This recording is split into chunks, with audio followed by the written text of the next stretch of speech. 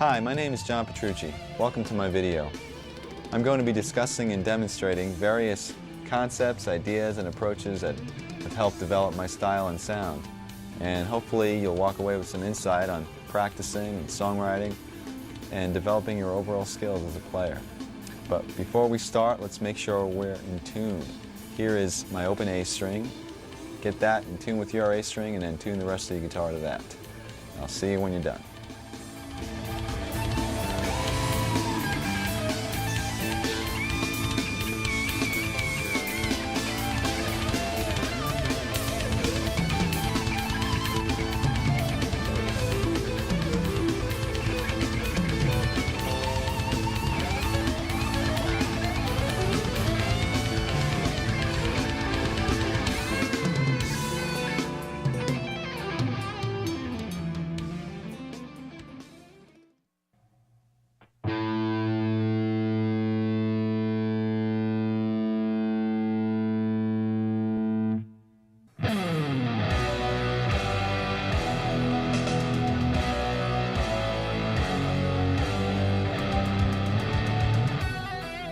Okay, I'd like to begin with some warm-up exercises, and we're going to start with a couple that don't involve the guitar at all. So put your guitar aside for a second.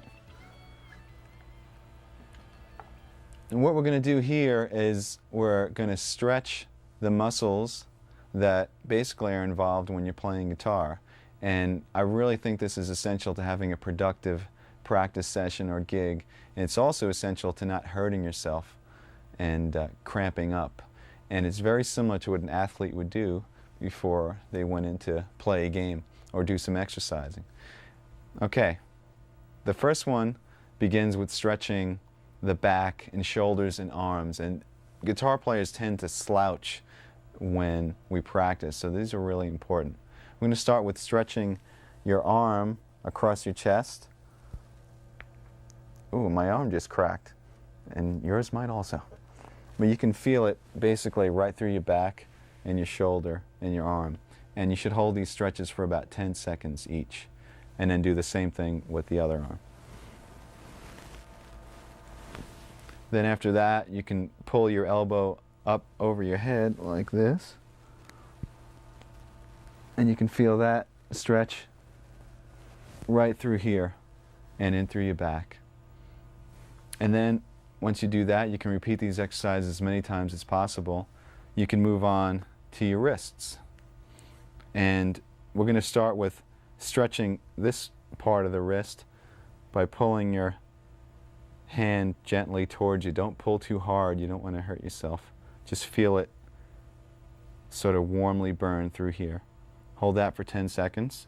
And then do the opposite this way, and you can feel that burn through here. Don't pull too hard and don't crack your knuckles. You're just trying to stretch the wrist. The last stretch is your thumb, and what you're going to do is gently pull your thumb towards your arm this way, and you can feel the muscle stretch throughout here.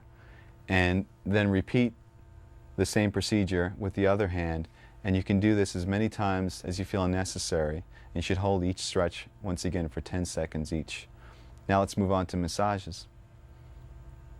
Okay, basically when we massage the muscle, we're stimulating blood flow, and this type of thing you can do in between exercises or during a practice session. I even do this during a gig. So let me show you the areas that might be sore or cramped up. Basically starts with your shoulder muscles, the front of your shoulder, up in here, and use a pretty strong amount of pressure. You can use either your thumb or the heel of your hand or your fingertips. And then the outside of your forearm, this tends to cramp up a lot. And then your hand, and once again you can use your thumb, and you can massage through your palm by using pretty strong pressure. And you can also individually do your fingers like this, going all the way to the tips. And this is great, once again, in between exercises. It really helps to keep your hands limber and loose. And there are other simple things you can do, but just like rubbing one hand with the next and whatnot. And these type of exercises between the stretching and massaging should get you prepared to actually play the instrument. And the great thing about these is that you don't have to be playing. This could be as you're walking into a session, or if you have a couple of minutes before you go on stage or whatever. And it should help you have a more productive practice or gig and also prevent injury, which is very important.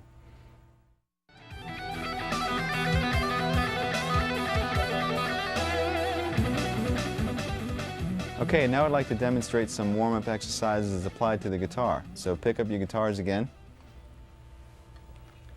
And basically what I'm going to show you is a few exercises concentrating on the stretching and independence of the left hand, and a few exercises concentrating on the freedom and accuracy of the right hand, and then we'll combine the two.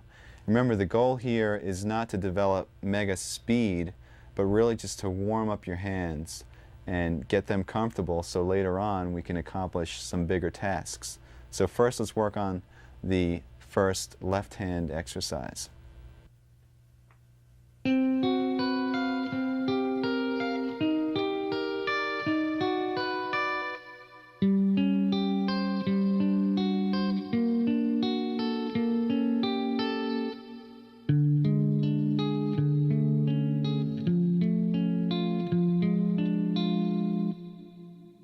I suggest that you start this exercise higher up on the neck, because once we get into some stretches, it's going to be a little bit difficult as you go down low where the frets are bigger. And basically, your right hand isn't really that important right now. I was playing the notes separately. You can play them as chords if you'd like. You can play them without a pick. It really doesn't matter. We're concentrating on the left hand.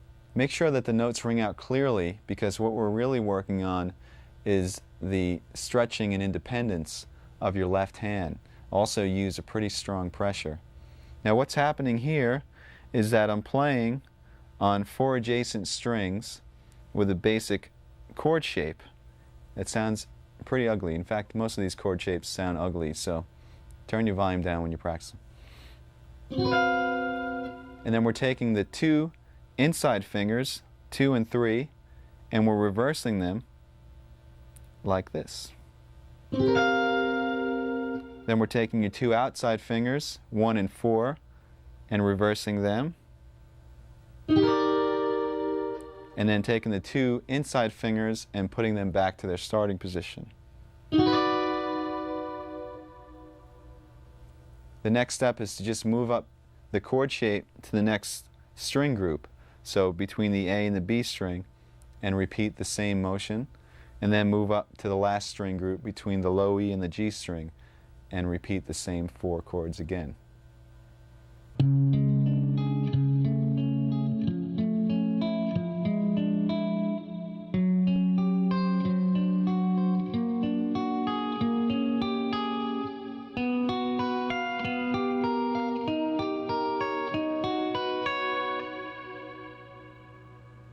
Okay, what I just played is the continuation of the first warm-up exercise.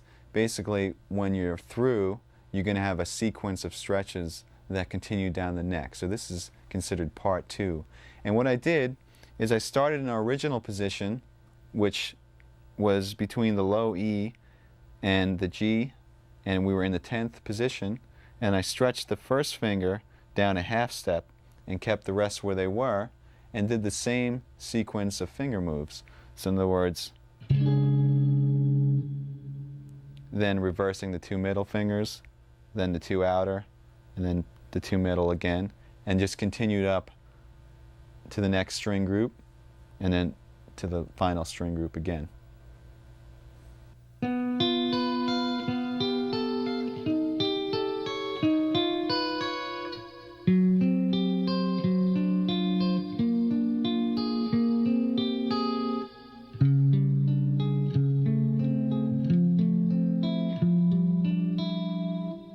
All right, that was part 3 of the exercise, and at the end of part 2 we ended up with this position between the first string groups.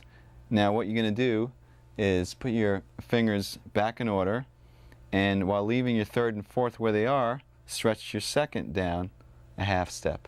So we have this shape, and once again continue with the moves all the way up the string groups. Now for the final part.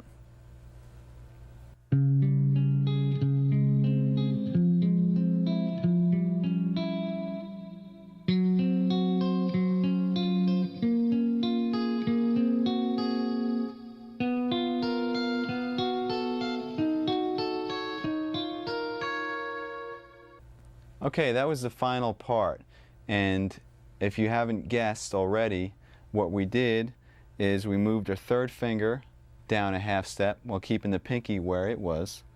So we had this shape. This time the stretch is between your third and fourth finger, and continue with the pattern until we got up to the first set of strings again. And then all you do is you bring your pinky down a half step, which brings you to the exact same shape that you started with, but you're a half step lower, because we started originally in the 10th position, now we're in the 9th position. And that's the first warm-up exercise. Okay, the second warm-up exercise for your left hand is basically a variation of the one that we just finished. You can start in the 10th position again with the same setup, and we're going to do the same moves.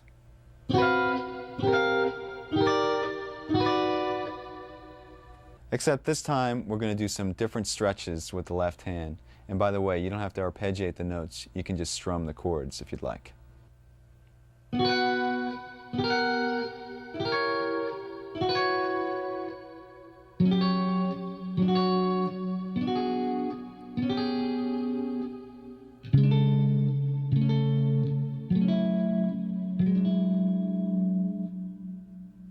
Okay, this stretch was different in that instead of moving one finger down a half step, we move the first finger down a half step and the fourth finger up a half step.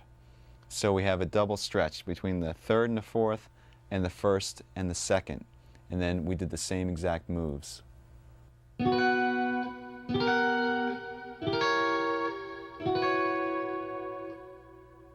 Okay, now we'll do the final variation on this exercise, and this involves yet a larger stretch. Here's how it goes.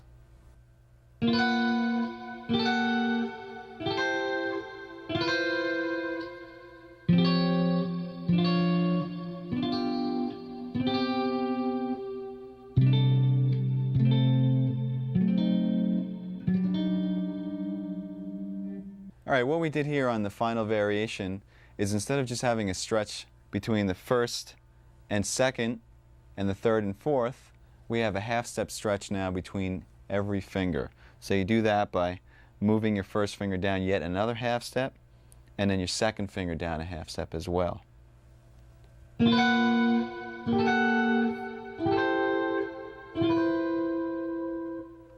Remember when doing these exercises to make sure that the notes were in clearly. Remember when doing these exercises to make sure that the notes were in clearly, and see just how far down the neck you can go by moving downward by half steps. Now, for all you crazy guitarists out there, there is one more variation that involves some super stretches. Remember, don't hurt yourself.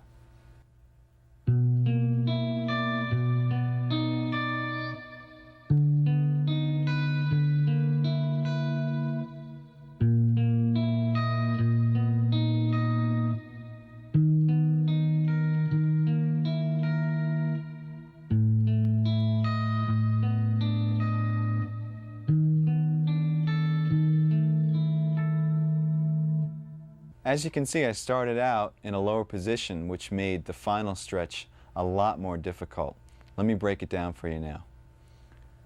With this exercise, instead of having all your fingers on adjacent strings, we start with the two middle fingers, 2 and 3, on the two middle strings, D and G, and your first and fourth fingers on the low and high E strings. And then you just continue with the same moves that we've been doing throughout.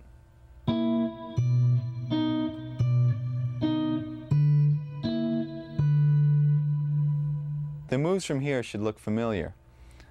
We move the first finger down a half step, and the fourth finger up a half step, and then the first finger down one more half step, and the second finger down another half step, creating a full step between each finger for the ultimate stretch. What I usually do is I play these exercises in sequence, one after the next without stopping. I start on the 12th or 10th fret and work my way down chromatically until I can't stretch anymore. Now let's turn our attention to right hand exercises, and you can give your left hand a rest.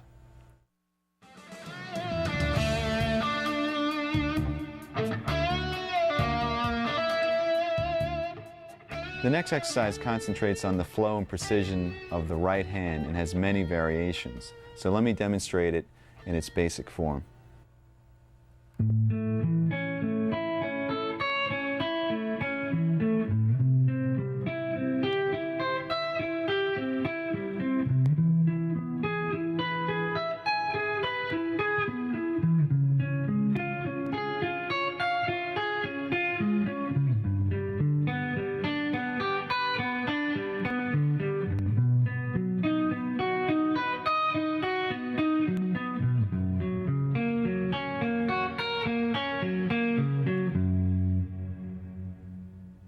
As you just heard, that exercise involved notes that were being arpeggiated intervallically. So let's talk about the left hand shapes that I was going through.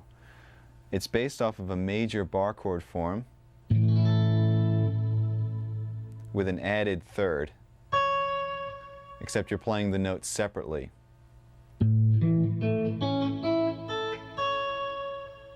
And then we just sort of intervallically disperse those notes. Now that bar chord is moved up through a progression that doesn't make too much sense, but at least makes the exercise a little bit more interesting. It goes A major, C major, E major, C sharp major, G major, B major, and F sharp major. All right, now let me show you the pattern that we're doing throughout the chord or arpeggio. We're starting on the root, we're skipping a string, and going to the next note in the arpeggio. Then you're going to the second note of the arpeggio, in this case which is E, skipping a string again. Then to the third note of the arpeggio, the fourth. So we have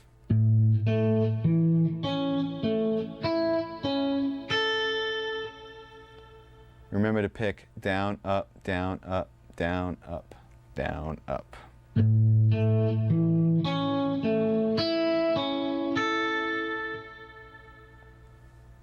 To descend, you start on the added third, which is C sharp on the E string, and skip down to the G string.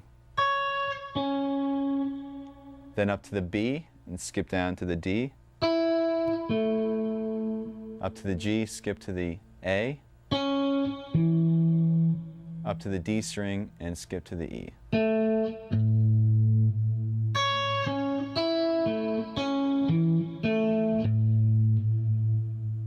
Remember once again to keep your right hand picking consistent. Down, up, down, up, down, up, down, up. Don't let that falter at all. So here's what it sounds like when you combine the two.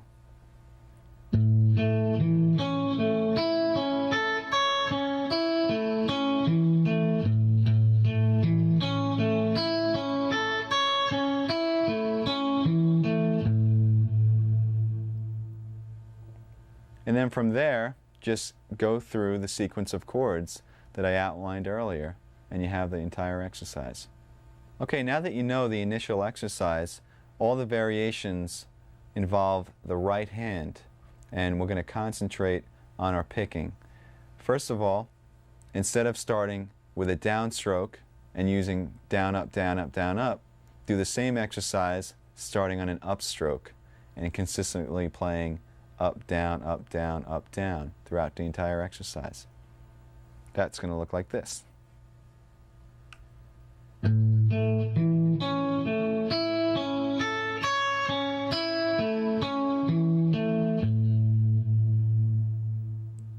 It might be a little bit more difficult at first, but the reason we're doing this is so in any situation you'll be able to pick. You're not always going to have the comfort of starting on your favorite stroke, whether it's down or up. You should be able to sort of get through anything that comes your way. Now, the other variations involve playing more than one time on each note. We're going to start with playing twice on each note, then 3 times on each note, and then finally 4 times on each note. Not only that, but starting each sequence with a down and then with an up. So let me demonstrate through the one chord what these will look like on your right hand. We'll start with the doubles, starting on a down.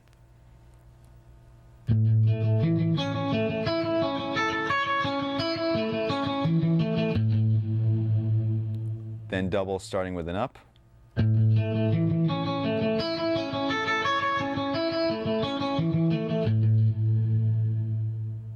Then 3 times starting with a down.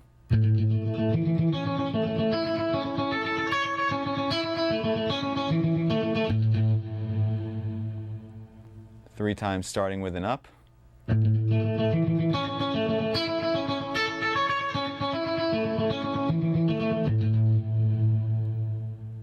Four times starting with down.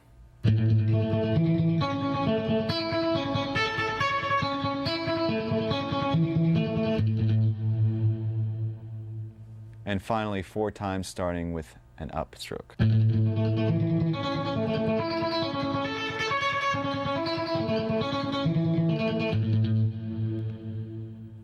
All right, what you're going to do is play each one of those variations through the entire chord sequence. Just remember to keep the notes very even, and also to keep that consistent alternate picking, especially when you're playing triplets, going from one string to the next, because there's an odd amount of notes per string. Really, really watch that you are keeping a consistent down, up, down, up. Now let me demonstrate what it would sound like playing 2 notes per string through the entire sequence, just so you can have an example.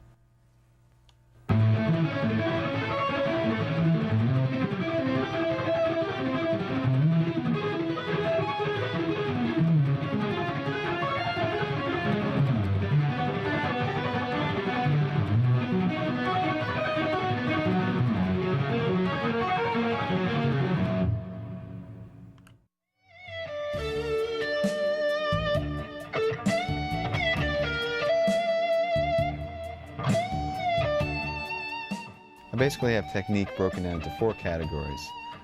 1 is scalar or linear examples, 2 is arpeggiated examples, 3 is left hand or legato playing, and 4 is sweep picking.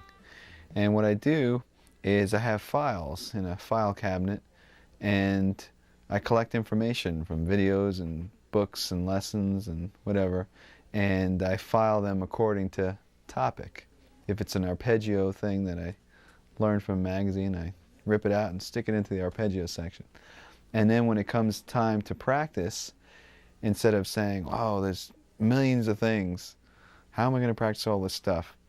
Basically, I make a master list of what's in all those files, and that list changes from day to day. You constantly add to it. And you sit down and you basically customize a practice session. So let's say you have about 2 hours to practice. I personally have 4 categories, so I'd pick one item from each one of those categories and practice that item for a half hour. Move on to the next, practice that for a half hour. And then by the time I'm done after 2 hours, I've covered the entire topic of technique.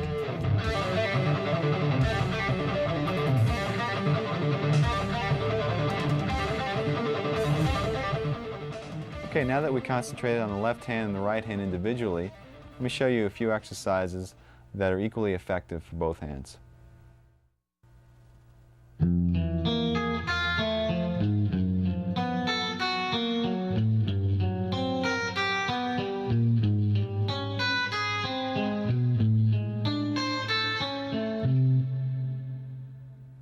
Okay, this exercise starts with your first finger on the low E string on the first fret in the first position, skips over the A string, goes with your second finger on the D string on the note E, and then your third finger on the G string on the note B flat, and your fourth finger on the high E string on the note A flat. And your right hand is picking, once again, down, up, down, up.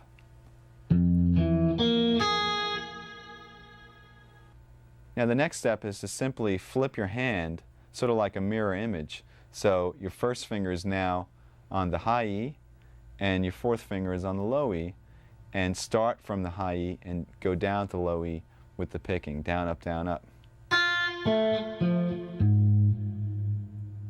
And combine the two.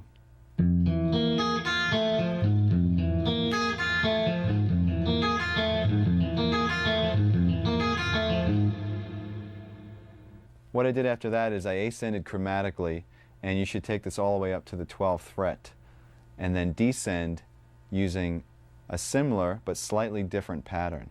Here's how it goes.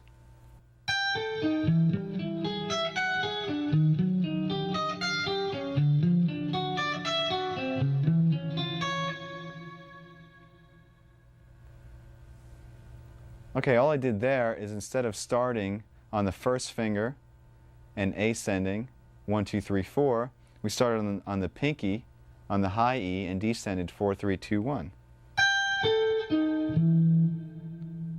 Once again picking alternately, and then we reversed that image like a mirror and started on the fourth finger once again on the low E.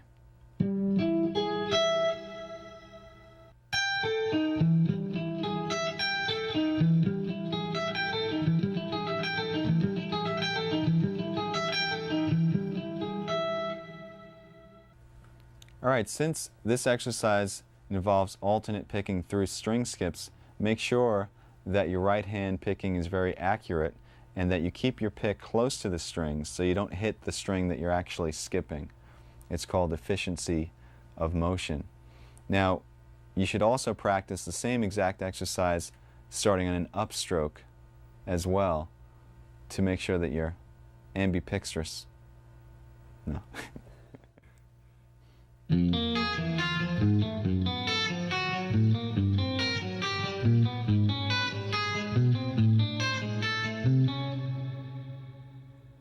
That was a slight variation on the exercise that we just did.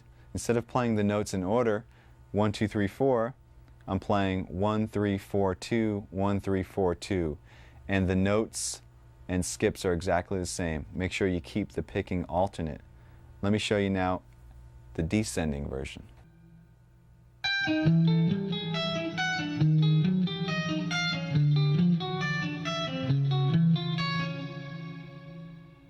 Alright, that was another slight variation, this time on the descending pattern. Instead of playing 4, 3, 2, 1, you play 4, 2, 1, 3, 4, 2, 1, 3, and continue that pattern down the neck chromatically. Remember to keep your picking alternate the entire time. And that will wrap up our warm-up exercises. I usually play these type of exercises, some more difficult practicing or a gig or whatever, and it usually helps to get both hands acclimated to the guitar, especially when you're cold. So have fun and make sure you warm up.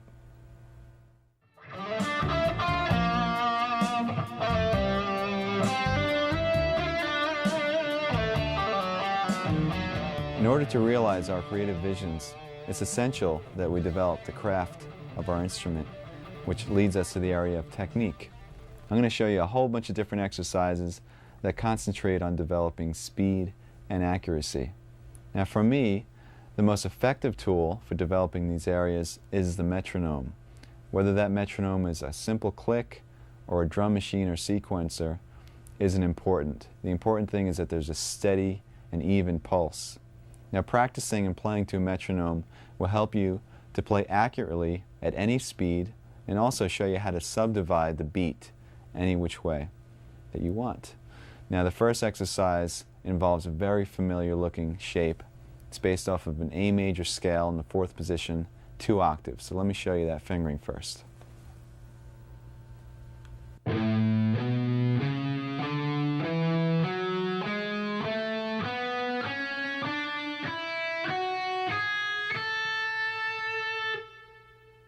This exercise involves playing to a steady pulse. In other words, the speed or tempo of the click is not going to change, but how we subdivide that click is going to change. First, we'll start with playing one note per beat, which is chord notes.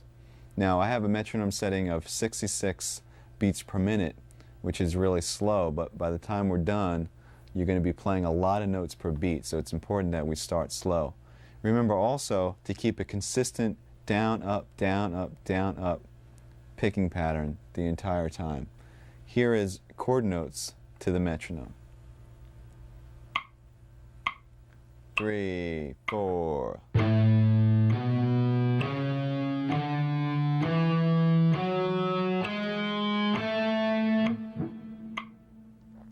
Now when you're playing this, remember, it might seem easy, but really concentrate getting even spacing between all those notes. It's actually more difficult when you have a lot of space in between the clicks. Now let me demonstrate eighth notes to the metronome. This would be 2 notes per beat.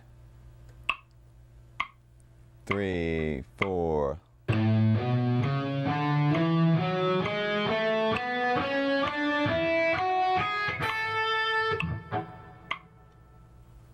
And now triplets, which is 3 notes to the beat. 3, 4.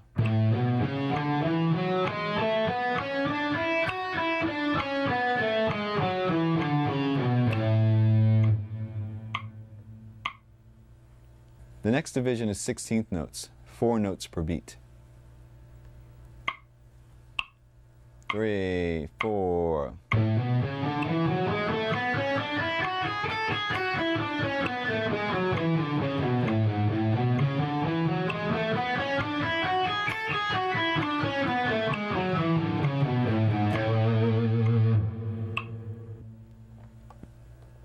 Now we're getting a bit faster. The next division is 6 notes per beat, or 16th note triplets.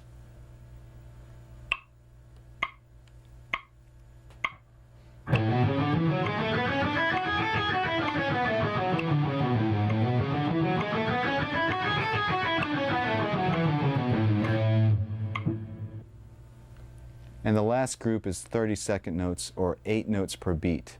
And this is going to be quite faster than what we started. But remember, the pulse didn't change at all. It's just the division of that pulse. 3, 4.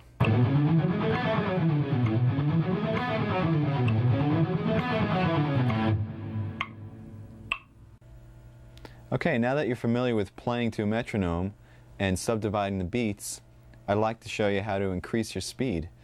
And what we're going to do here is we're going to develop accuracy at high speeds.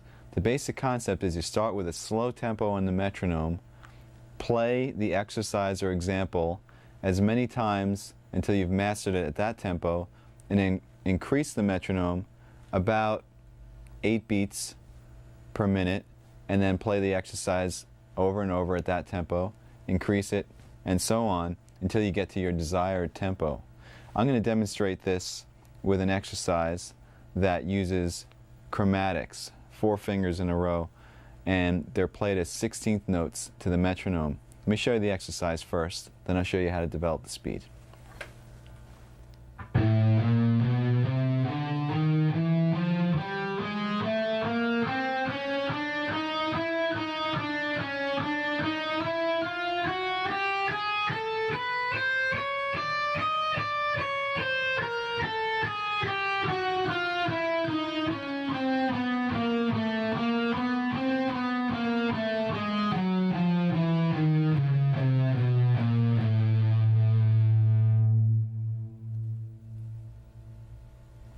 As I mentioned, this exercise is based off of a 16th note pattern, which means you're going to be playing 4 notes per beat.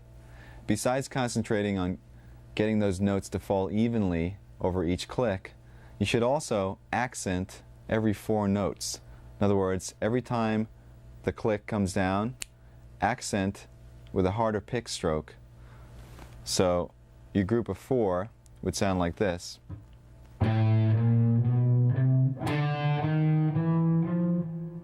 Etc., etc. And what this is going to enable you to do is when you get faster and faster, that accent will be your reference point. In other words, at a slow tempo, your accent might just sound like.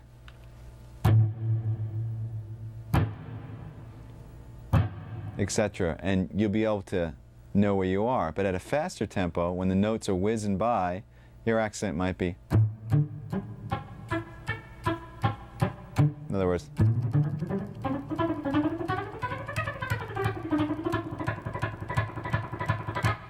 and that's how you know exactly where you are when you're playing at fast tempos. So what I'm going to do here is I'm going to show you how I would take this exercise and develop it speed-wise. Now, the first thing you have to do is you have to get a goal tempo. Let's say our goal tempo for today is 200 beats per minute. Now normally I would start this pretty low on the metronome, maybe about 100 or so, and it would take me quite a while to get to 200. But for the video's purpose, I'll start at about 120 and I'll increase it in larger increments than I would normally do, just to save some time. And what's going to happen is by the time I get to 200, hopefully not only should it be wailing, but it should also be clean. Another thing to keep in mind is your technique that you're using when you're playing slow should be the same technique that you use when you're playing fast. In other words, when you're playing slow, you're programming in your technique. So when you play fast, be consistent in your hand position and also in your left hand position, your right and left. Okay, here we go.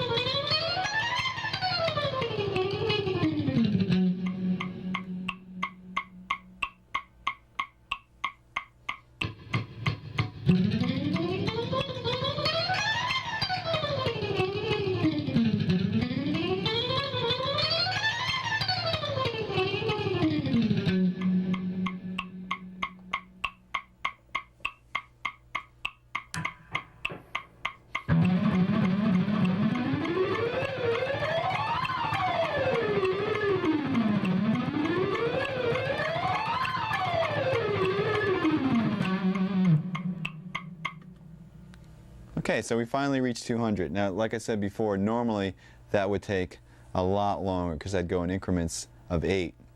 Now, if you find at any point along that development that you just don't have it, it's not coming together, it's not clean, like I'm going up to 200. If 176, I felt like I was pushing it, it's a good idea to back the metronome down. Go to a slower speed. So I was at 200, let's say that was difficult. I'll go back down to about 170. Try to get comfortable there first.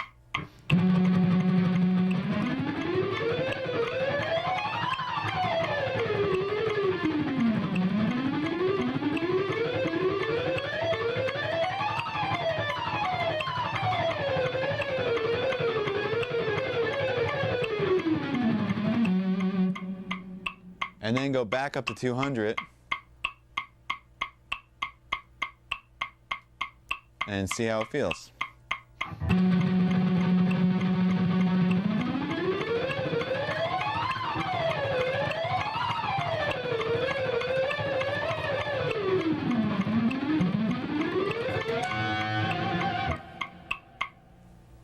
On a similar note, if you reach this desired speed that you're going to and you still want to push the envelope a little further, what you can do is, let's say you want to hit 208 now.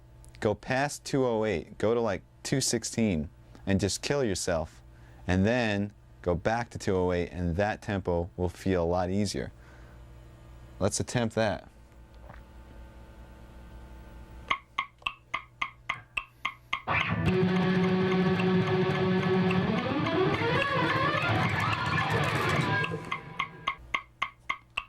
That was very difficult. Let's go back down to 208 and see if it's any easier now.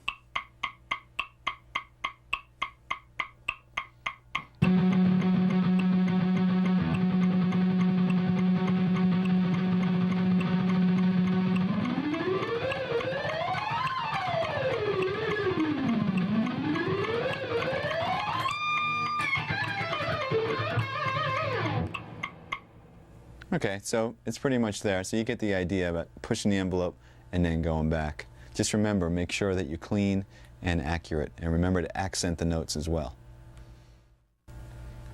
Okay, now I'd like to demonstrate the same technique, building speed and accuracy, but this time with a 16th note triplet pattern. You're going to play 6 notes per beat, and it's based off of a 3-note per string pattern in E minor. So here it goes.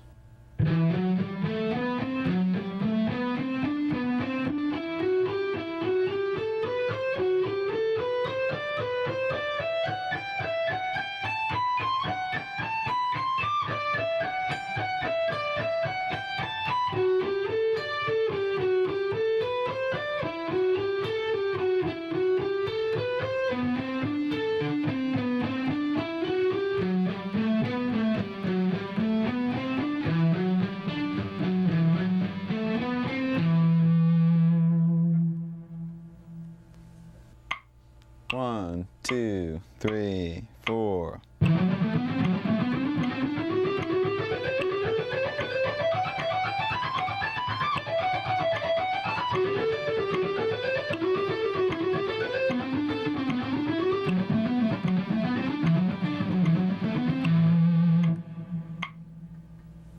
Okay, then you would follow the same steps to get to your goal tempo. Let's say your goal tempo in this case is about 126. Let's hear what it sounds like at that tempo. 1, 2, 3, 4.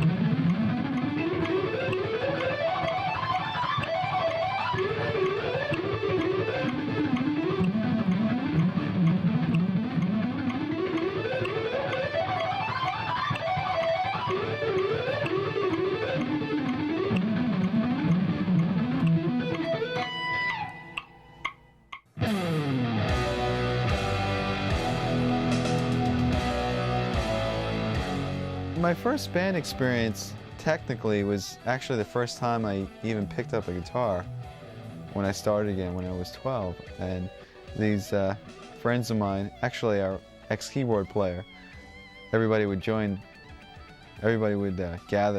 at his house because he had a piano.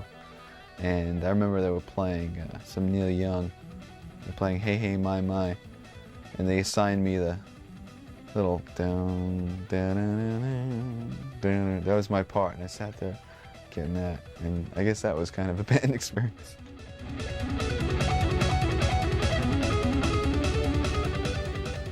Another good way to develop speed is to work on what I call fragments or segments.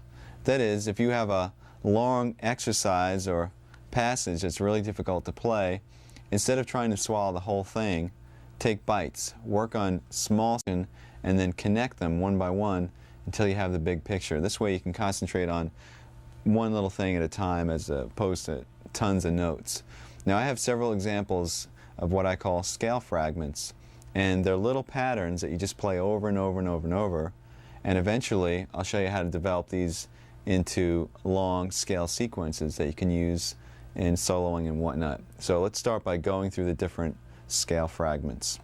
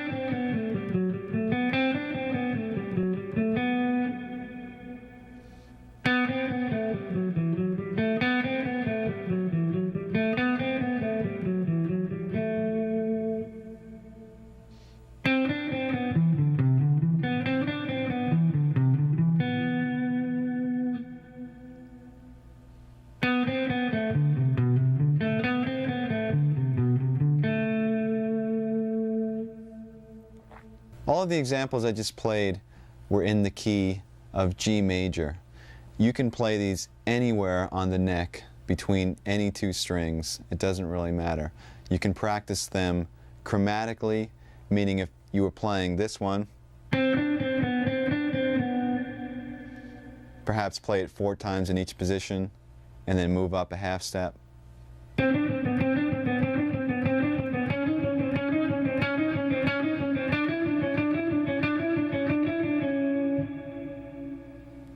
Or you can pick a key and play them diatonically. In other words, conform your fingers to the notes in the key.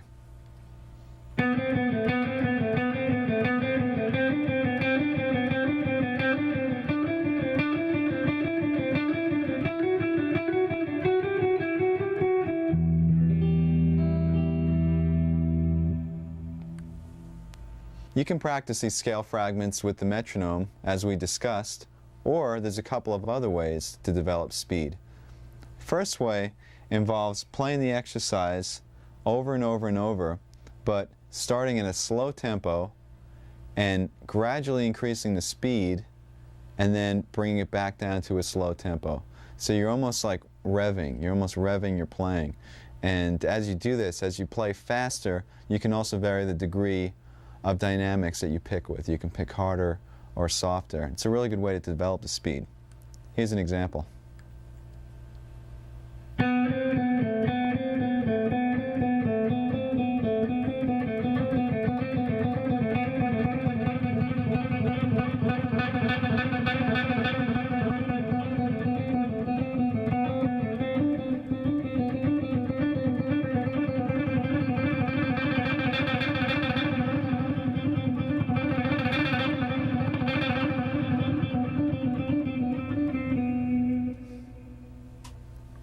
Another way of developing speed is by playing the exercise over and over and over, but this time playing consistently at a slow to moderate tempo and then sort of blasting out a fast tempo only a couple of times. So in other words, you're jogging for a while, then you're going to sprint for a second and then go back to jogging. This is a way to build stamina as well as speed. It sounds like this.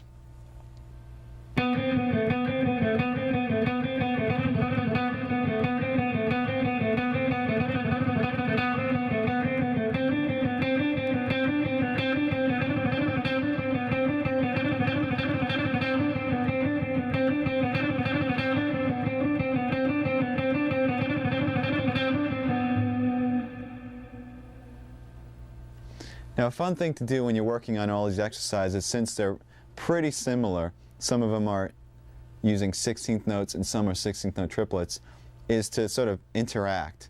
In other words, mix them together. Like you might have one that sounds like, which is what I've been playing for the last couple of seconds. And there was another one that went. There was also another one that went. Try combining some of these exercises randomly and use your imagination. It might sound something like this.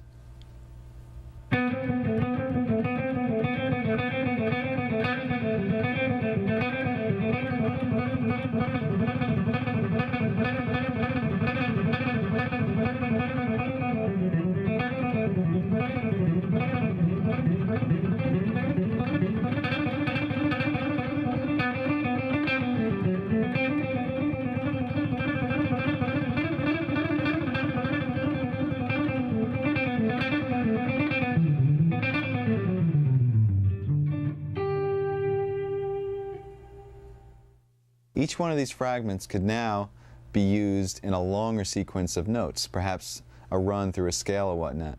So let me show you how a few of these can be developed. 1, 2, 3, 4.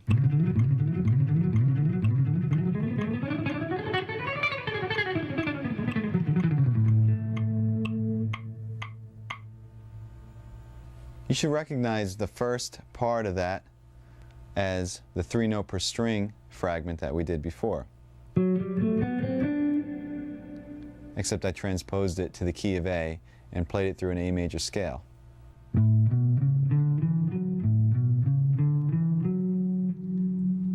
And the sequence consisted of playing that same pattern starting from each string.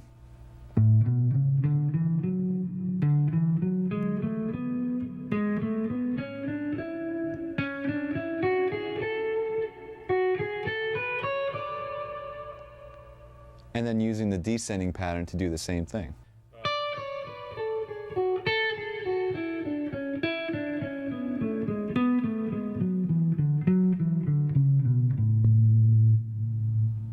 And you can play these patterns through the scales. You can change positions. You can play and repeat the sequence in any position as many times as you want. Just kind of mix it up, and that makes for a good run in a solo if you're trying to build some tension. I'll demonstrate that a little bit later.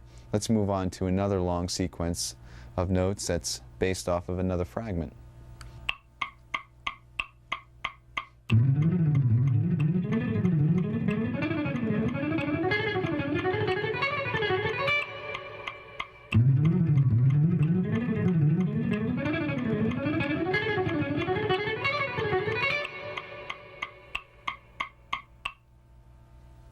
And here's the descending version of that.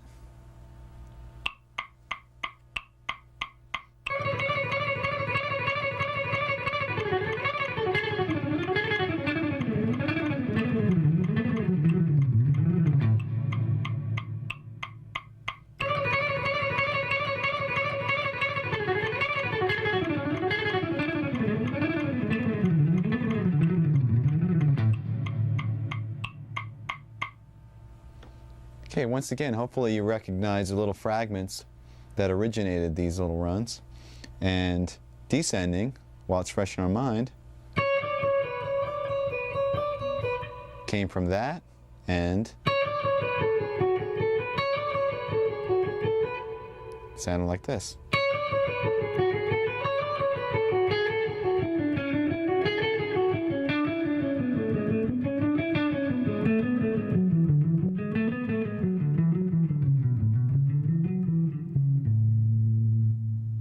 And ascending was pretty much the same thing, except starting on the first finger. It also has a little bit of the triplet in there. But we're just arranging the notes so that it works out to be a 16th note pattern.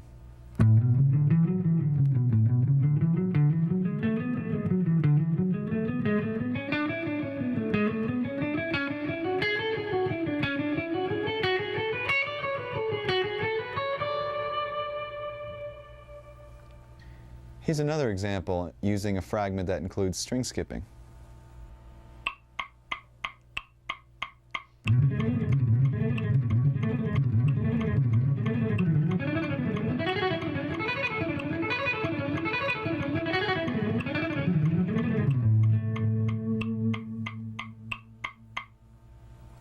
Now with this one, instead of moving up the neck, playing 3 notes per string, I stayed in the same position because it facilitates skipping strings without having to do any position changes. So instead of having to go something awkward like that, we're staying in the same position. So the scale shape I'm doing has a repeated E, but we don't really hear that repeated E because we're skipping strings.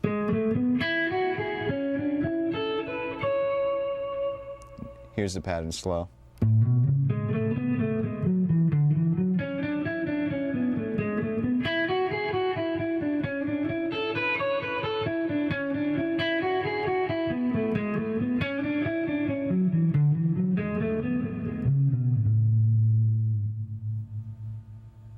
Let's just do one more 16th note pattern through a scale, once again using one of the fragments that we learned earlier.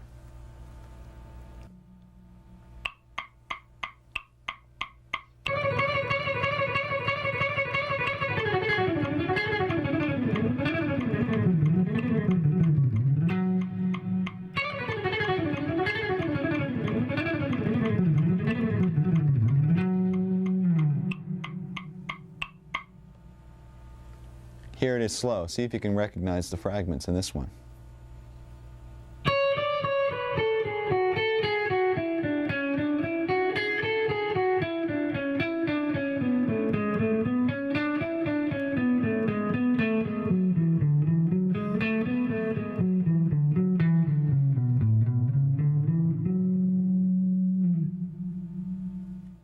Okay, now that we have all the scalar technique under our hands, let me show you how this can be applied to improvising.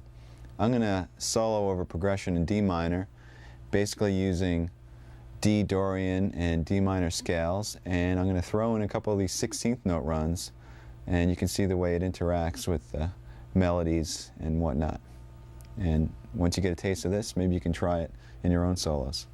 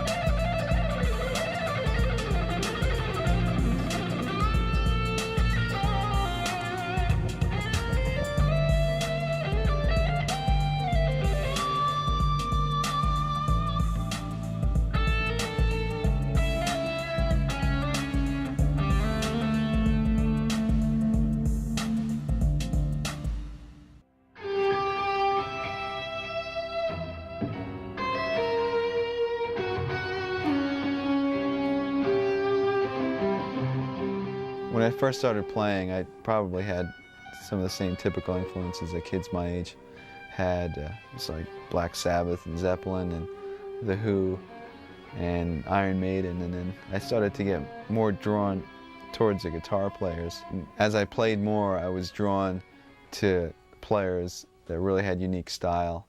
I was really into Rush and Alex Lifeson and Steve Howe with Yes, Randy Rhoads, and then I finally discovered Steve Morse, and my life changed.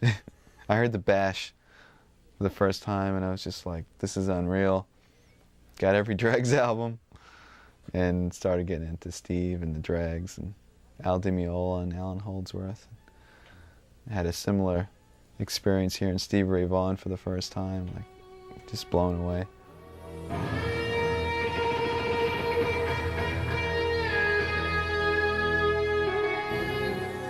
One of the more difficult techniques for most guitarists is using alternate picking through arpeggios. Now this has been something that's been difficult for me for a while, and it's actually making me kind of mad, so I analyzed what the problem was, and I came up with an interesting little fact. First of all, the problem always seemed to arise when I was encountering what I call inside the string picking. Now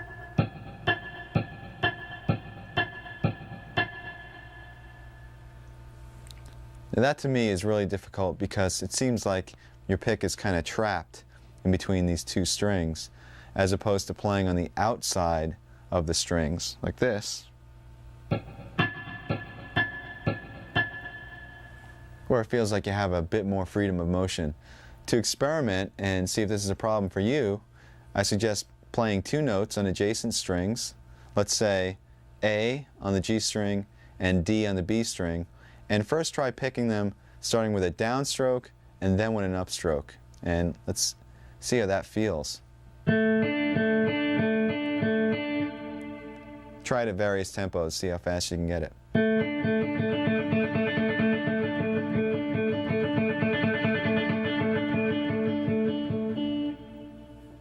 Now do the same thing, but start on an upstroke and go up, down, up, down.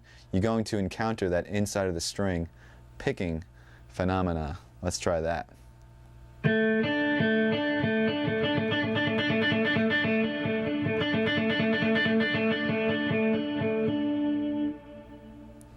Now my right hand immediately starts to tense up as soon as I encounter that inside of the string technique, and I think it's because I feel like I'm sort of trapped and I have no range of motion. This is usually a problem for most guitar players. Some guys have this taken care of, and we'll have to shoot them all. But anyway, how do you practice this?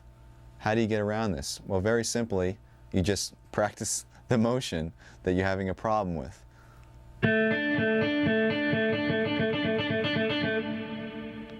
Now, this could be very boring if you sit there doing that for any period of time that's going to make it effective. So what I've done is I've come up with a little etude that practices and concentrates on the inside of the string picking. And by the way, if you ever have something that you're trying to work on and you need to develop it, come up with some little progression or etude or song. It makes it a lot more interesting.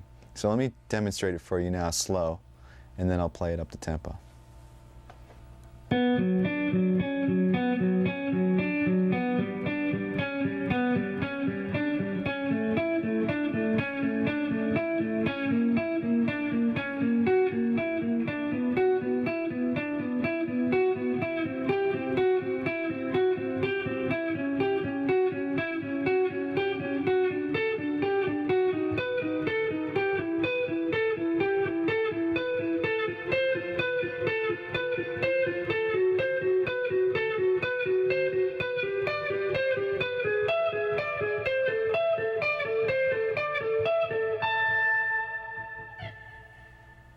Now I'm going to demonstrate this up to speed with the metronome. Make sure that the pick strokes are even and that you maintain, in this case, down, up, down, up, down, up, because we're starting on a higher string and going to a lower string, which once again makes us encounter this inside of the string technique. So here we go.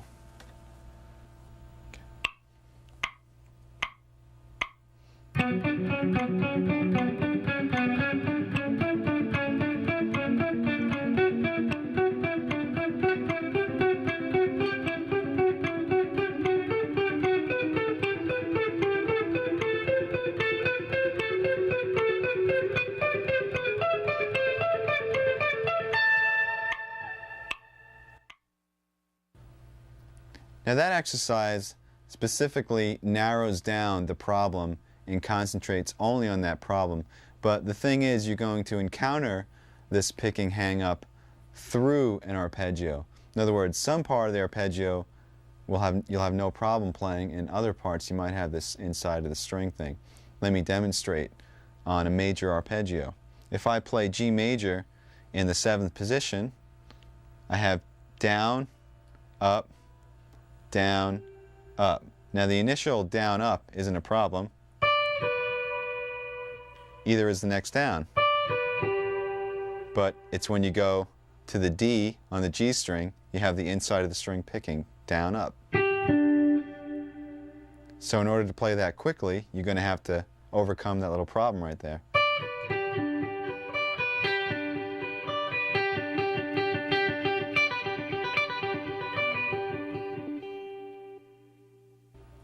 So once again, instead of practicing that same arpeggio over and over, I came up with another little etude that incorporates major and minor arpeggios, and that picking hang-up is kind of snuck in the middle of the arpeggios. So it's not just only concentrating on that, but it's incorporating it into a larger picture. Here it is slow.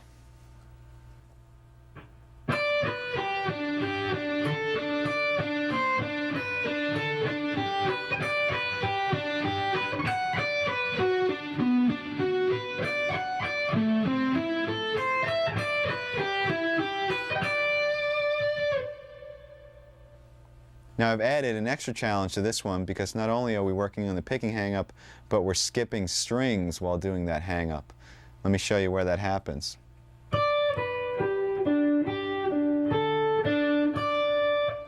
Right over here between the D and its octave, between the D and the C, between the D and the B. You're playing up, down, and also trying not to hit the B string while you're at it.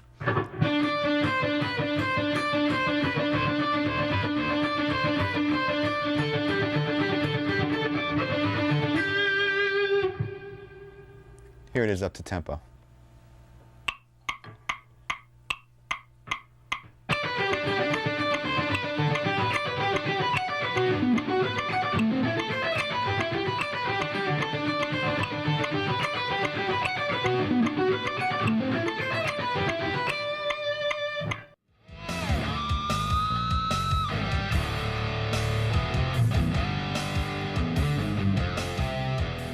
I first picked up the guitar when I was 12, and I didn't take any formal lessons.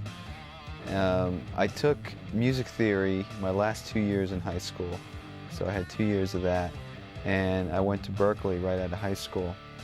A couple of times I had some scattered lessons before Berkeley. I took a few lessons to try to prepare myself, and I remember going to group classes with a friend of mine, but I never really took any formal continuous lessons. By the time I went to Berkeley, I had been working on technique and chops and stuff like that, and I had a couple of years of classical music theory. So when I came into Berkeley, all the things like arranging and sight singing and harmony and a jazz perspective, I had no clue. So I remember taking the placement and just getting in like level 1 of everything and starting from scratch. And I think that the most I learned there was in harmony and about chord structure and progressions, and also how to continue to learn, because that was one of the things that I kind of picked up on, is that there's such a resource out there, whether you're going to school or not. I mean, it's great to go to school because you have the discipline of going every day, but there's just so many resources out there, and the students that really applied themselves, whether it was to the library, the listening rooms, or attending recitals, they really excelled. And the ones that just kind of sat there and thought it was all going to come to them eventually weren't there anymore.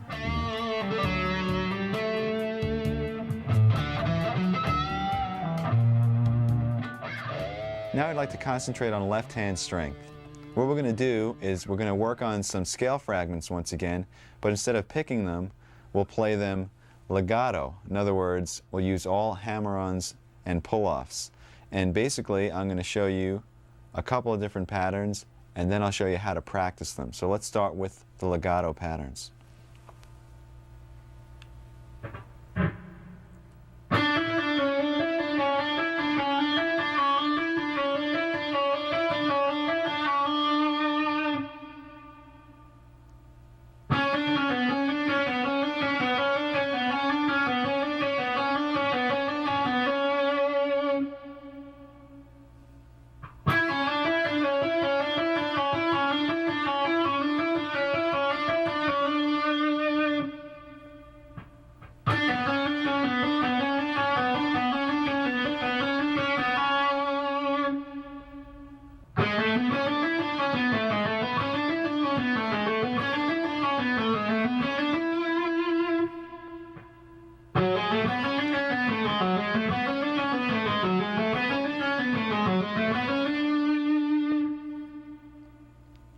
Okay, this is how we're going to practice these. You're going to play each pattern to a watch this time for a minute each.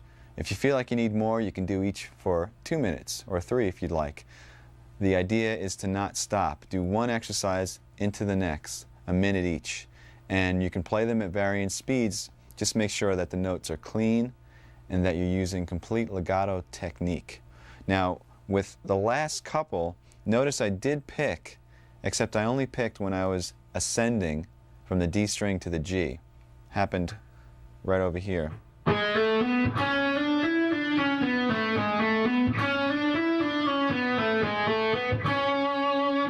So in this case, it was on the C sharp. That's the only other time you're going to pick. Also, when you practice these, you don't have to stay in the positions that I just showed. You can practice them on any string. You could stretch your fingers out. You can play them in any position, in any key, diatonically or chromatically. Let me demonstrate a little bit. Remember, 1 minute each without stopping.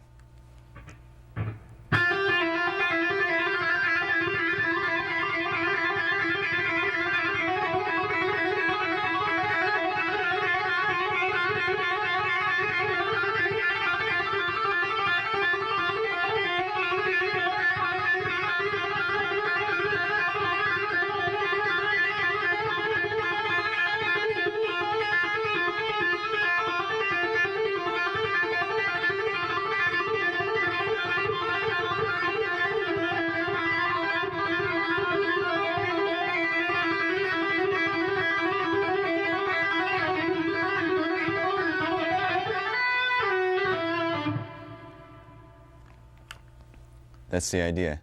Okay, once you get those all practiced, I suggest that you do our little massage thing that we talked about in the beginning, and also stretch your wrists, because it's time to take those fragments and put them into expanded sequences through scales using very little picking.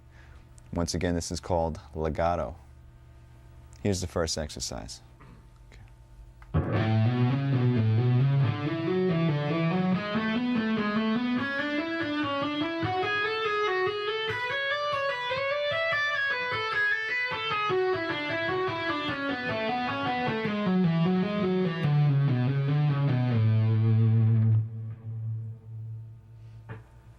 Okay, basically what the one that went like this, and also another one that went like this, and combine them ascending through an A major scale.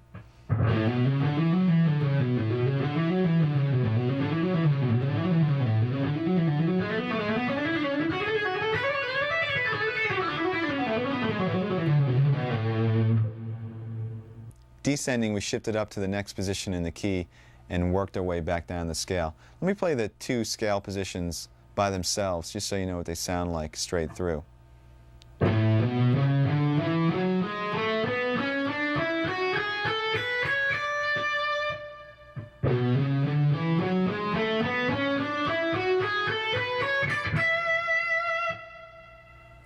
And you can practice that sequence between any two positions in any key, or even using nonsense patterns, just shifting up by half steps, maybe something like this.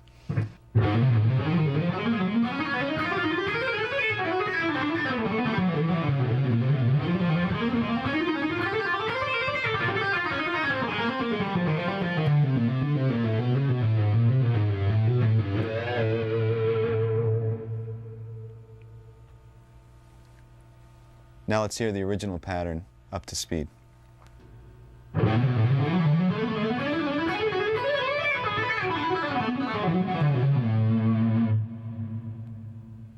Here's one more legato example. This one is in the key of E minor, and it shifts positions quite a number of times.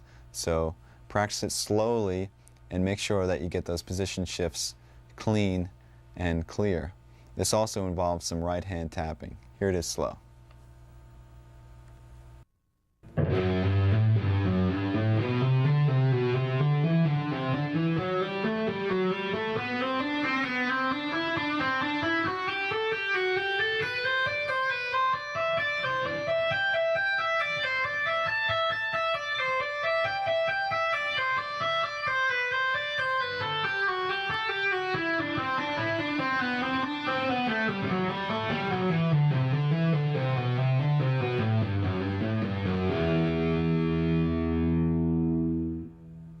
Let's break this down into segments so you can practice each section and then put it all together. It's basically ascending in 3 octaves, and the pattern repeats. Here it is. So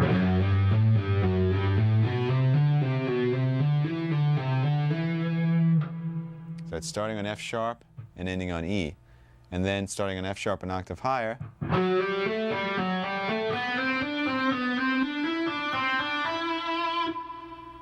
the exact same thing, and then 1 octave higher, starting on the B string.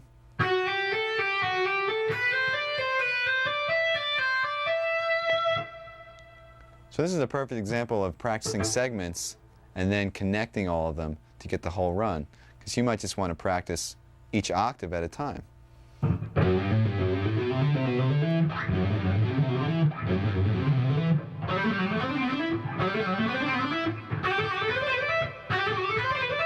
Then put it together.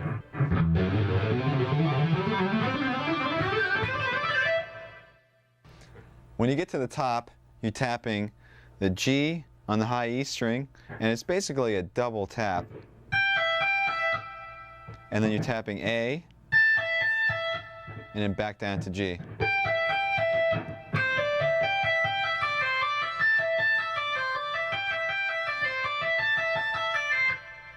So you could practice that small fragment a few times and get that under your fingers.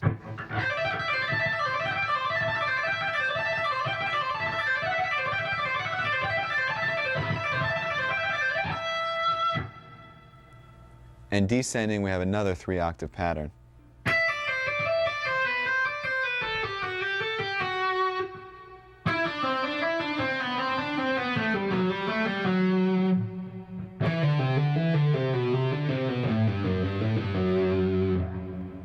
So you can practice each one of them as a fragment. Just master that octave.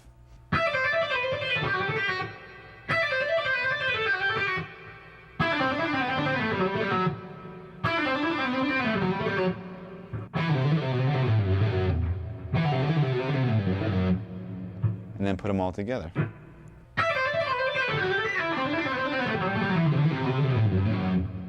Now I'm going to play the whole thing, ascending and descending up to tempo.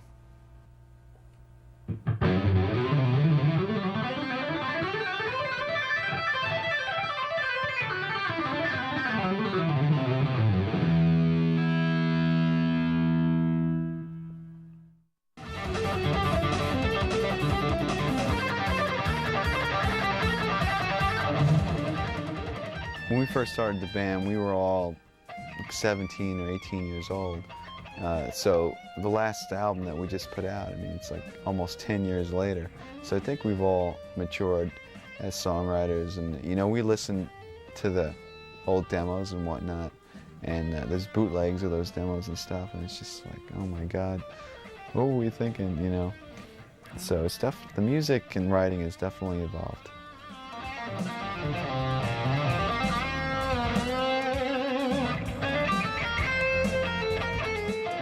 To wrap up the topic of technique, I'd like to introduce a different style of picking other than alternate. It's called sweep picking, and some of you may be familiar with this technique, some of you may not be, but in either case I'd like to offer you my exercises and things like that that basically isolate the technique, and then you can expand and apply it to things that you might already know. Now I usually apply sweep picking to arpeggios and not really to scalar examples. And I also use it in a way where it's sort of a weapon or a tool to execute a fast flurry of notes. Let me show you a couple of exercises that work on the technique.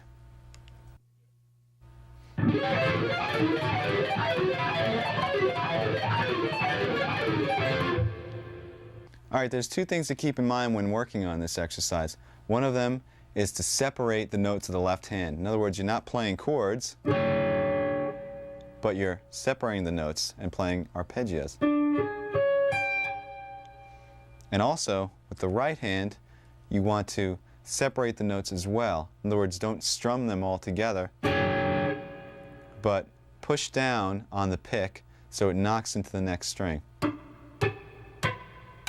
sort of falling from string to string. You don't want to make separate motions like this. You want to push the pick down, down, down, down, and then up, up, up, up, pushing against the strings. Now you can actually mute the strings and work on just the right hand.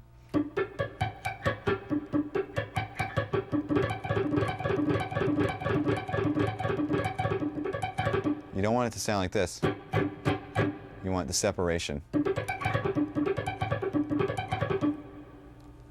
The left-hand pattern is very similar to some of the warm-up exercises we were doing. It involves 4-finger mirror type shapes. It starts 1, 2, 3, 4. Then reverse and go 1, 2, 3, 4 again, starting on the high E. Move up a half step and play 4, 3, 2, 1 from the D to the E string. Do the mirror image and play 4, 3, 2, 1 from the E to the D. Here it is again.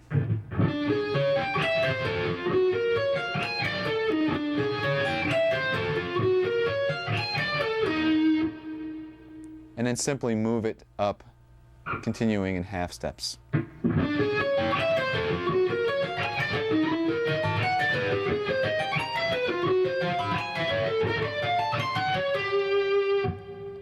You can also play this on different string groups if you want.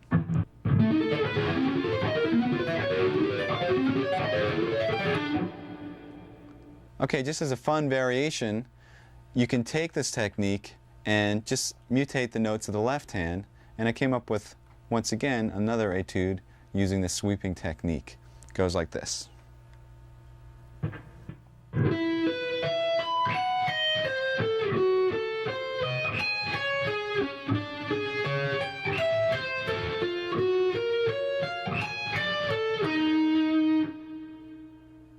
Here it is played to the metronome at 176 as 16th notes up to speed.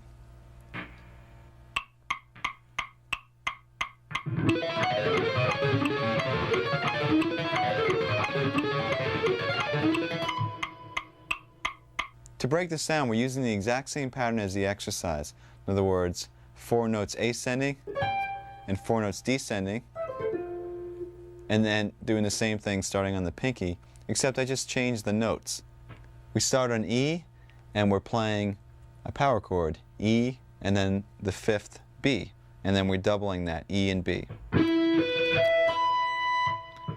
And for the reverse, we're playing an A diminished 7th chord, starting on F sharp and descending to A. F sharp, E flat, C, and A. Then we're going down a minor third, and we're doing an F sharp diminished 7th. So we have F sharp, A, C natural, and E flat,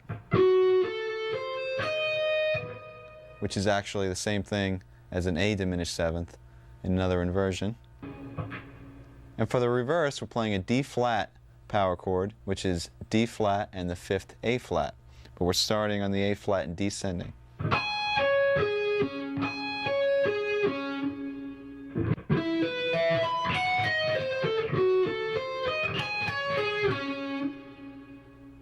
And to finish it up, we're doing the original exercise.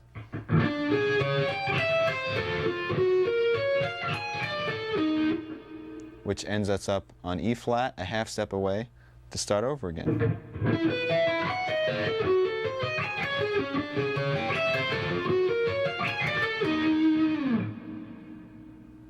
Here's one more sweep picking exercise. This one's applied to arpeggios. Let me demonstrate it for you slowly.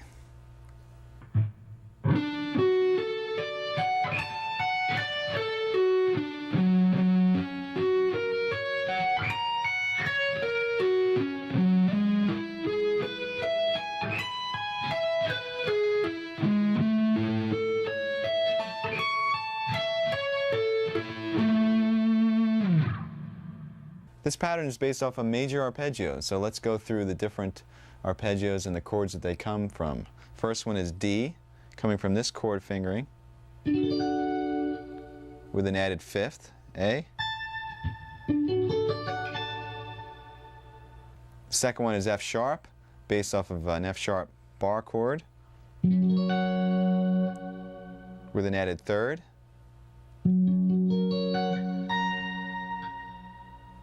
The next one is E major, based off of this chord form,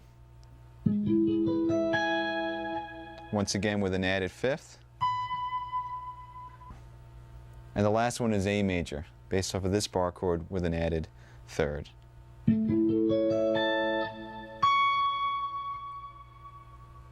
Starting with D, the picking goes down, down, down, down, down. When you get to the A, that's when you're going to reverse and play an upstroke and pull off to the F sharp. And then the rest of the arpeggio is descending using all upstrokes. Remember to separate the notes, you're not playing a chord. When you get to the next arpeggio, F sharp, you're still continuing with an up. In fact, you can almost consider it the 3rd of the D arpeggio. So you're kind of finishing up the D arpeggio. Because after that, we're going to repeat the F sharp and start with a downstroke and outline the F sharp major arpeggio. Down, down, down, down, down, down, and then up on the A sharp. Pull off to the F sharp and continue all consecutive upstrokes to finish off the arpeggio.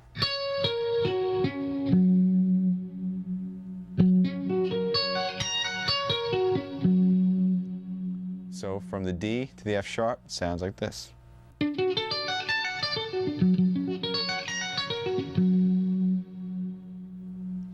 Then we're going to move up to G sharp, which is the third of E, and basically we're going to follow the same exact pattern. So starting with a down, reverse at the top where the fifth is, do a pull off and come back down using all ups. Repeat the third of the chord, which is G sharp, and then move up a half step and play the A major arpeggio the same way. And that's it. Here it is up to tempo.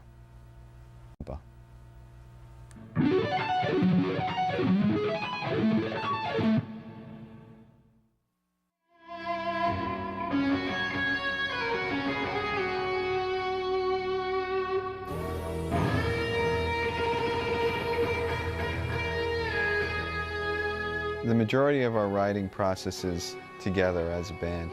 Somebody usually has a progression or groove or an idea, and they bring that in, and it's basically we just jam on it. We set the tape recorder and just kind of go for it, and out of those jams some solid ideas start to happen, and we start working on arrangements, and before you know it we have a song. Do you write lyrics yourself at all? Yes, I write lyrics, and I'm really interested in lyric and melody and how that contributes to the song. You know, the real importance of the lyrics and the melody and the vocalist. The cool thing is that all of us were basically influenced by the same bands, and a lot of them happen to be progressive, like Rush and Yes and the Dregs and Genesis and even Zappa's music. So when we all got together at Berkeley, it just kind of naturally came out, this type of music in Odd Times, and even you know, using the harmony that was a little bit more experimental or creative and whatnot, and it was just kind of a natural direction for us all.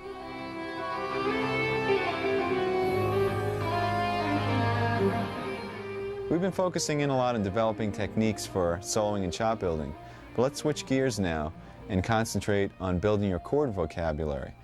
What we're going to do is we're going to take the ever-faithful power chord,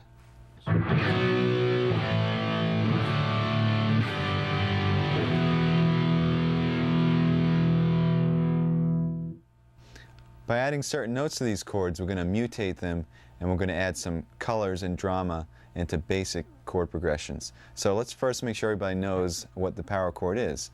Basically, it's a two-note chord consisting of the root and fifth. For example, a B power chord would consist of B and the fifth F sharp. Now you could expand and you can double the B, or you can put the fifth in the bass, which makes the chord sound even heavier, so the F sharp will be below the B. This is really effective.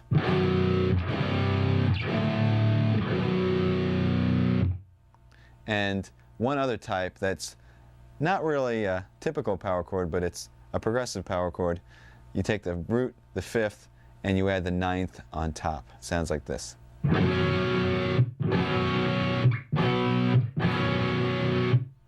To explore this topic a little bit further, you have to understand two things. First of all, which notes can be added to the power chords, and second of all, how those notes affect the name of the chord and also the function of the chord in the progression. First of all, we have the root and fifth, what you see as an example. If we add an E or a third to that, we have a C major chord.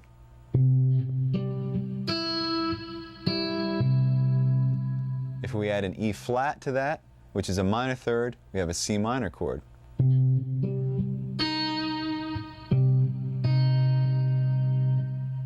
If we add a second or ninth to that, we have what's called a suspended second chord. In this case, it would be a D.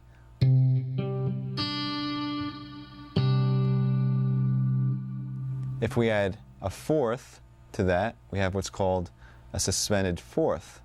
In this case, the fourth would be.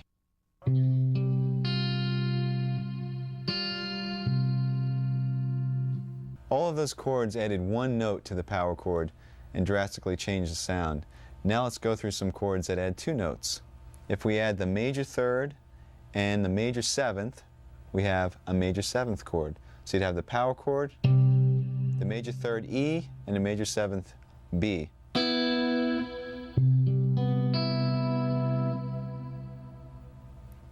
If we add the minor third and a flat seventh, we have a minor seventh chord. In this case, it would be an E flat and a B flat.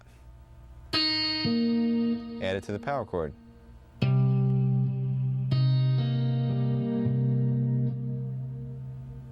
If we add a major third and a flat 7, we have what's called a dominant 7th chord. In this case, E is a major third, B flat is a flat 7th, added to the power chord.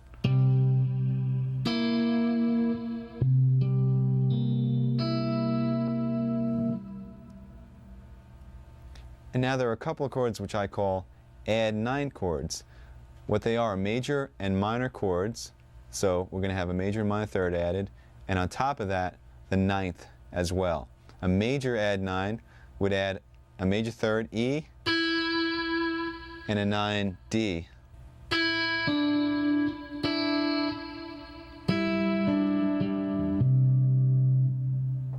A minor add 9 would add the flat third, E flat, and the 9th D.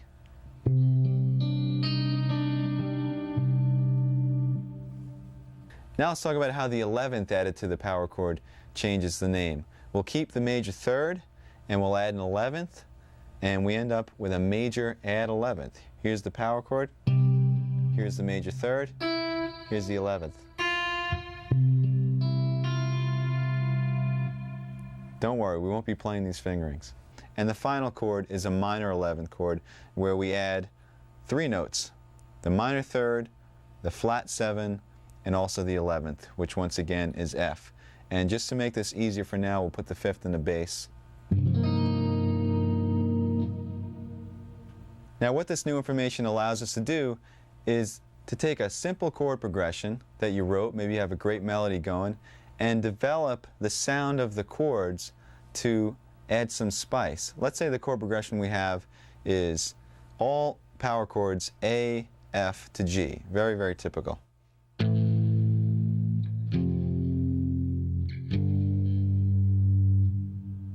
By adding some of these intervals and creating these more interesting chords, perhaps we can make it sound a little bit more interesting, or we can take it in a more dramatic direction. So I'll turn the A into an A minor add 9. We'll turn the F into an F sus 2.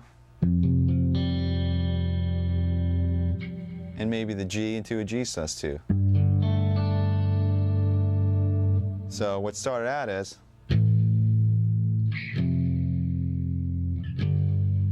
now it sounds like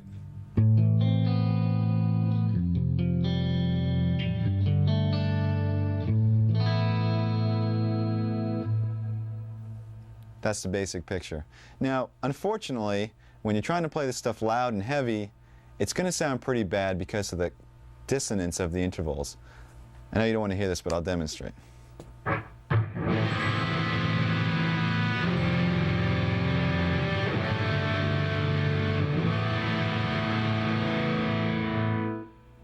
Some of them don't sound that bad, but once we start getting to 11ths and 7ths, believe me, it's horrible. People will cringe. So here's where orchestration comes into play. What we're going to do is we're going to divide the part up into 2 separate parts. And you can do this when you're recording, or you can do it in a band. If you have a bass and guitar, you could divide the parts up. Or if you have 2 guitar players or guitar and keyboards. The concept is one guy plays the power chord, or the root and the 5th, and the other guy plays the added tension. Sometimes it's either 1 note, sometimes it's 2, sometimes it's 3. So I have a couple of examples that demonstrate how, in our case, open strings added to power chords will create some interesting sounds. So let's go through the different chords we can create, and then we'll make a little song out of it.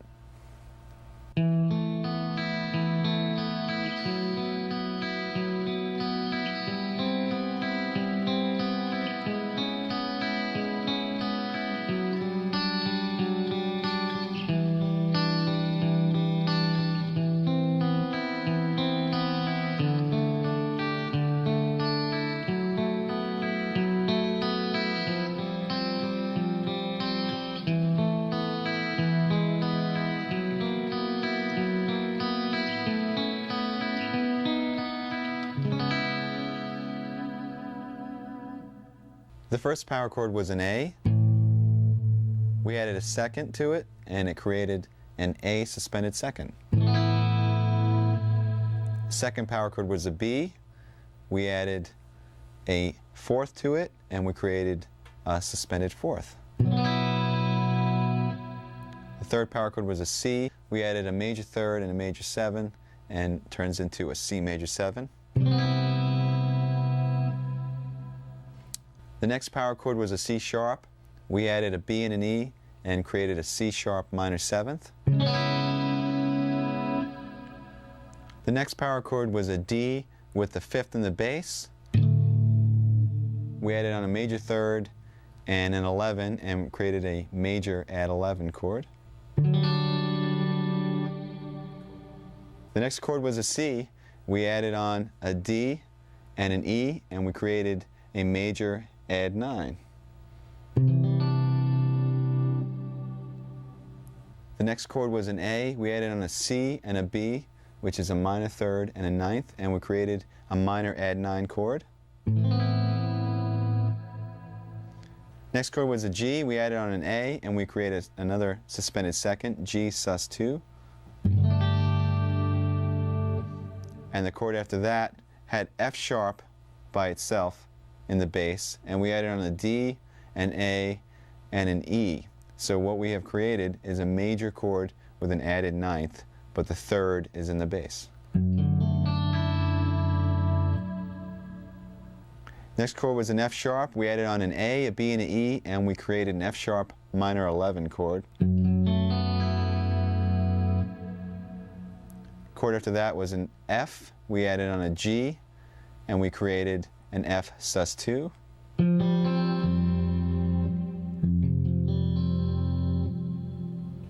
After that we had an E, and first we made an E suspended fourth by adding on the fourth A, and then we made an E major by adding on the third G sharp. So we had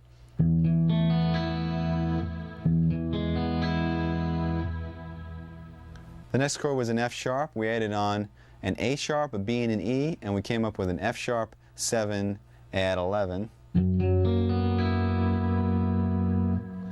The chord after that was an A. We added on a B and a C sharp to create a major add 9. And the second to last chord was a B, and we added on a D sharp and an E to create a major with an added 11th. And we end the whole thing up on a C sharp minor 7.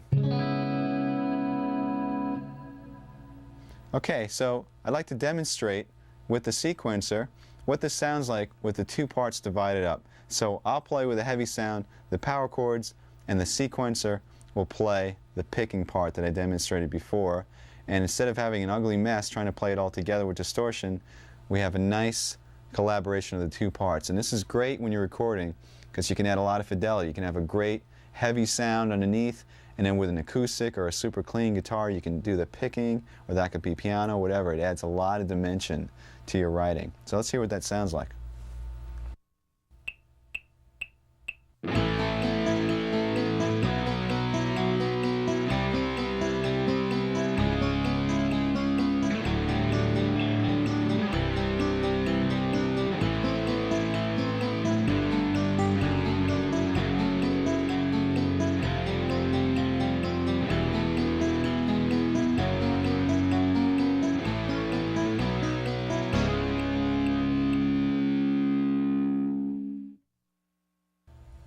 As you can see, our power chord has come a pretty long way. We started with some really basic nonsense, and we came up with some pretty cool sounding chords. Now, granted, the progression that I created for that exercise really doesn't make too much sense. So let me show you a little song that incorporates a lot of those chords and is more like a piece of music. I mean, you can use it for background to a vocal part, or it could be backing up a solo or whatnot, but it uses basic power chords that I'll be playing, and the sequencer will be playing the second guitar part. And check it out.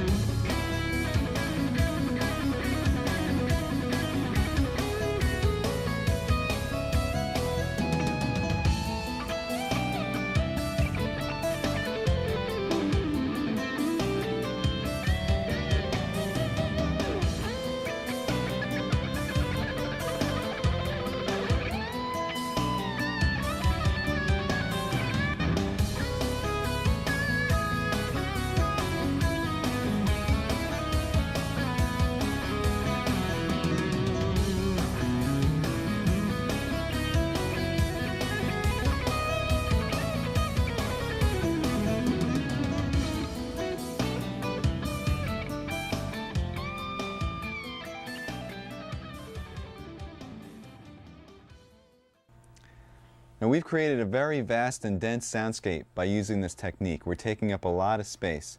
So it's important that you really listen to what the other players in your band are doing. For instance, let's say this type of interaction that we just went through was going on between bass and keyboards. It might not be necessary for you to play a moving part along with that. You might want to choose a soaring melody or some lush chords in the background. The point I'm trying to make is that you should really listen for space when you're writing. Listen for register and listen to what the other people are playing. This way you contribute what's right for the song as opposed to just worrying about your own little part. Remember, the song comes first.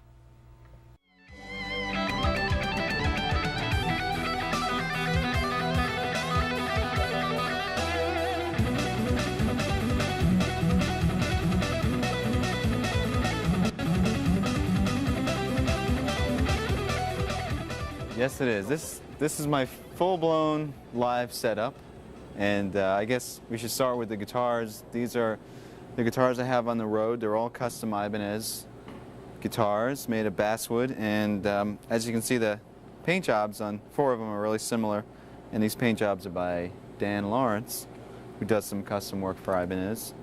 And basically, I have 2 7-strings. This one is sort of a prototype, and this is a main one that I use, and 3 6-strings on the road. There's string gauge is 9 through 46, and the low B on this 7-string is a 56, and they're Diodario strings. And the pickups are DiMarzio. As you can see, each guitar is the same setup, just 2 humbuckers, and they're all direct mounted into the body. There's no middle pickup at all, and the knob placement is so that my hands don't sort of knock into anything. Like on a Strat, you might have a problem with your pinky or whatnot. And these pickups were custom designed by Steve Blucher for DiMarzio. And basically one of the interesting things about these, as you can see on all the other guitars, is there's one 3-way toggle switch. And the cool thing is that in the middle position, you have the center 2 coils on, but they're still hum canceling. It gives a really sweet sort of scooped sound for clean passages, particularly. And the frets are 6100, and it's a rosewood fretboard. This is my live setup. This rack was custom designed by Mark Snyder, and basically you got 4 Mesa Boogie cabinets. They're Celestion Vintage 30 speakers in those cabinets. And what's going on here is I have an amp switcher, and the amp switcher is switching between 3 different preamps, 2 triaxises and a Boogie Mark IIc Plus. Everything that's in the rack, like the Crybaby and the noise gate and the volume pedal and the parameter pedals, are all hooked up through this multi-pin system that goes to the pedal board, which I'll show you in a second, and it makes setup very easy. And also, the rack has a data dump. It's an Alesis data disk that allows me to save or reload any of my MIDI programs for the PCM 70 or the TC Electronics 2290, or even the Mesa Boogie Triaxis. So once again, on the road, it's really important to have backup and to make sure that nothing goes wrong. And it's also very well shielded. All the grounds are isolated from the chassis, so you have no buzzes. Or once again, it's really important from venue to venue with the different sort of RF and electricity that goes on in these stages. I use these picks. These are Jim Dunlop Jazz 3s for all the electric playing. And then for acoustic, I use these Dunlop 0.71 millimeter picks, which are a little bit lighter. And I play the acoustic. This is an Ibanez acoustic, and it's better for strumming and whatnot, the lighter picks. And the way it's set up over here on the stand enables me to go from electric to acoustic very quickly during the show. Just kind of come up to it and play a song.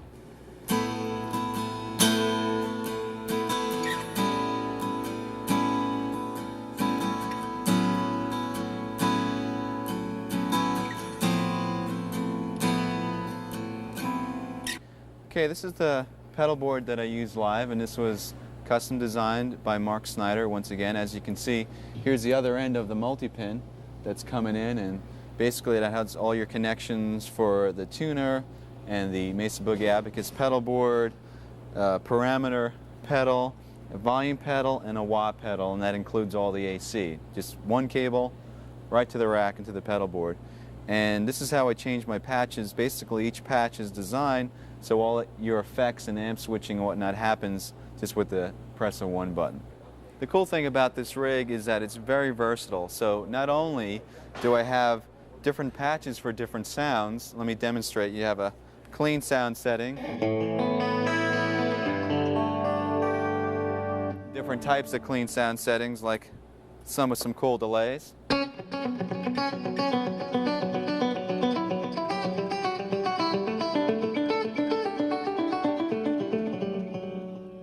And then we have some basic heavy rhythm sounds.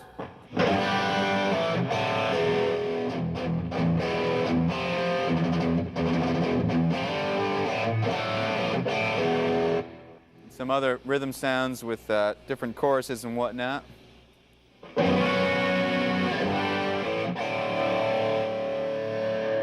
And also a couple of cool lead sounds.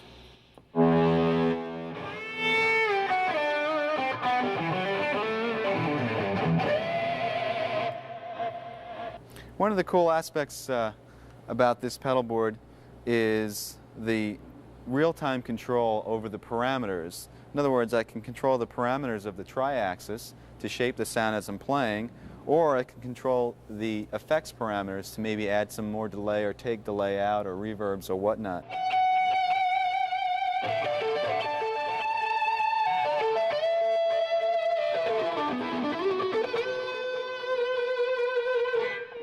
If you're playing a faster line, you don't want as much around it, so you just ease off the pedal so there's not as much delay on it.